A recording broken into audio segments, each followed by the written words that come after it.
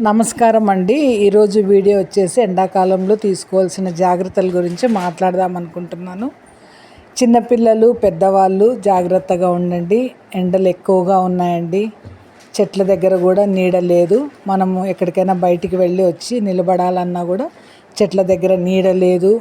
వేడి గాలులు వస్తున్నాయండి. మీరు జాగ్రత్తగా ఉండండి. బయటికి వెళ్ళేటప్పుడు తగినటువంటి జాగ్రత్తగా వెళ్ళండి. గొడుగు తీసుకొని వెళ్ళండి. క్యాప్స్ పెట్టుకొని వెళ్ళడం మంచిది. వాటర్ తీసుకోవడం వలన హైడ్రేటెడ్గా ఉంటామండి. చల్లనీళ్ళు తీసుకోండి. కనీసము గంటకు ఒకసారన్నా ఒక గ్లాస్ ఆఫ్ వాటర్ తీసుకోండి.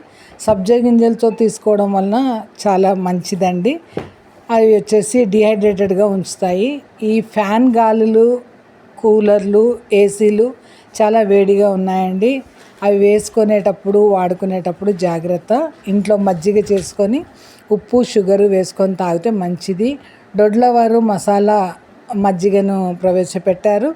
దానికంటే ముఖ్యంగా electoral packet is the best.